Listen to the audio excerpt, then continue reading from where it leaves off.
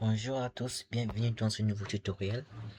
Aujourd'hui, on va réaliser une pièce mécanique et on va se baser sur cette esquisse là. On va réaliser cette esquisse et on va faire la protrusion. Donc, on va modéliser cette esquisse là. Alors, pour ce faire, on va travailler sur cette esquisse. On va tenir compte de ces cotations qui sont là. Déjà, je m'excuse pour un moment que j'ai mis sans pourtant faire les vidéos. Si vous me désolez. Alors, on commence. Déjà, je vais dans le logiciel Fécad. Et puis, j'ai créé un nouveau fichier vide. Je clique ici. Et puis, on va choisir ici le plan XY. Revenons d'abord dans Smooth Esquisse. On a ici deux cercles. Hein? Ici, un cercle de rayon 14, un petit cercle de rayon 7. Et ici aussi à gauche, un cercle de rayon, un petit cercle de rayon 5,5, 5,5 et cercle de rayon 11. Du coup, on commence par amortir d'abord ce qui est ici au milieu. C'est plus facile. Cette partie-là est plus facile à modéliser. D'accord, on commence par lui. Alors, je vais d'abord prendre l'outil cercle. Je fais un cercle ici comme ça, un cercle ici comme ça. Et puis, je vais prendre contrainte des rayons. Ici, j'ai un cercle des rayons 11. Ici, j'ai un cercle des rayons 14. Revenons dans l'esquisse pour vérifier un cercle des rayons 11 qui est le premier cercle et un cercle des rayons 14. Alors, je prends l'outil ligne et clique ici. Ici, vous voyez, il y a une contrainte de coïncidence ici. Donc, je clique ici aussi. Et je viens ici. Alors, prenons les contraintes du tangente. Je clique ici et ici. Sont maintenant tangente à droite. Et les cercles sont maintenant tangente. C'est droite aussi. Et ce cercle-là, c'est devenu tangente. Donc, ici, c'est déjà tangent. C'est-à-dire que ici, on a fait un premier pas pour notre esquisse. Ici, on va maintenant faire les cotations.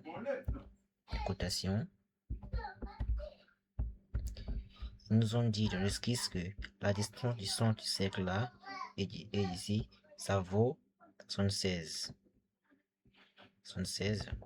Donc ici, j'aurai contrainte de distance du centre du cercle ici et donc là, ça me donne 76. Et ici n'est pas de contrainte de tangente ici. Ok. Et puis, je vais symétriser ici. Pour cela, il y a deux méthodes. Soit je sais que la distance ici, le centre du cercle, premier cercle et le centre du deuxième cercle, c'est 76. Donc, du coup, pour symétriser, je peux venir ici et cliquer encore sur les contraintes de distance vers le centre de mon repère de 76 divisé par 2. Ok.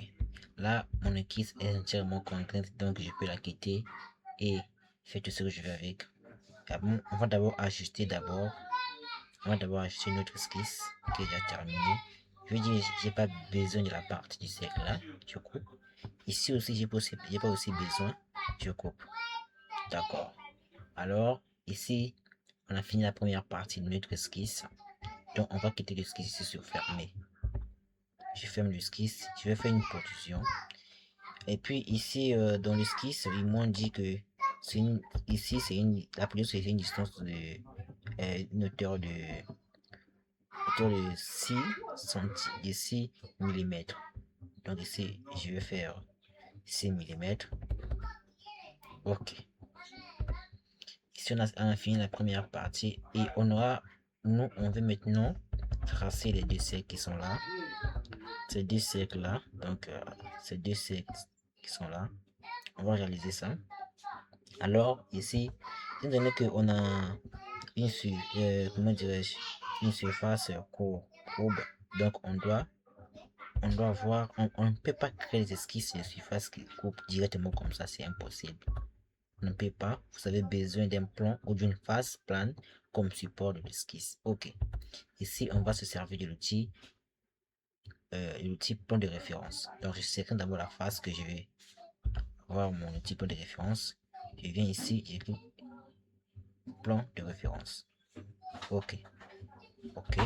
Donc c'est sur ce plan qu'on va réaliser tous nos esquisses pour pouvoir réaliser notre pièce.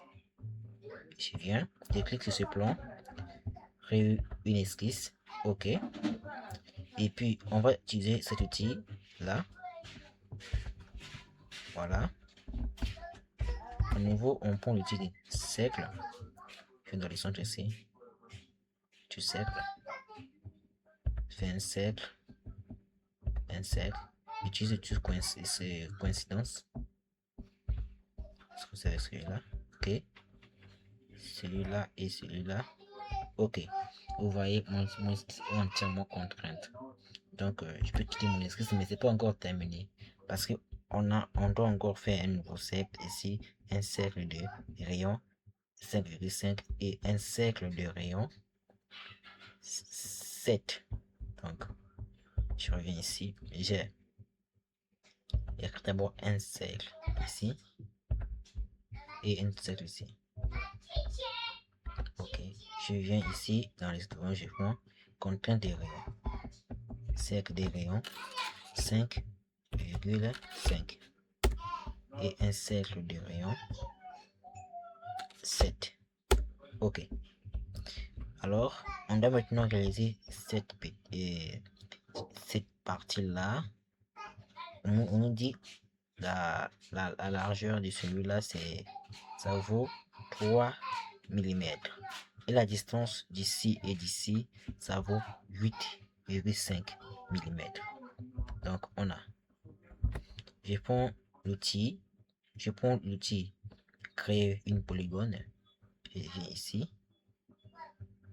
j'ai d'abord ici, bon, je vais zoomer, clic, ok, c'est terminé. Je prends l'outil de distance, je viens ici, je fais une distance de 3 mm et je viens ici, ce point et le centre du cercle, une distance de 8,5 mm. Ok, et ici, donc je vais symétriser ça ici, et cette droite là vaut une distance de 3,5, 3 divisé par 2, c'est bon. Là on a terminé notre esquisse. Or la partie là, on n'a pas besoin de la partie du cercle ici, donc du coup je vais ajuster la partie là. Pour ajuster, j'utilise l'autre là, petit ajuster une arrêt, donc je copie ici, d'accord. Là on a fini notre pièce, on va maintenant quitter l'esquisse et faire une protrusion. La protrusion c'est de 12,5 mm, ici aussi c'est 12,5 mm. Donc je fais une protrusion, je vais faire symétrie au plan, ok, 12,5 mm, 12,5 mm. Ok, ici on termine notre esquisse. Donc je vous prie, on termine notre esquisse, ça y est là. Donc on peut maintenant effacer, supprimer ce plan là, ce plan là. Donc on voit ici notre esquisse qu'on a bien modélisé là, et aussi on peut aussi changer de regarder sur cette pièce. Donc, c'est là. Si cette vidéo vous avez pu, veuillez n'oubliez pas de vous abonner, d'aimer et d'activer la cloche de notification pour recevoir des nouvelles vidéos dans les prochains jours. Merci pour votre participation.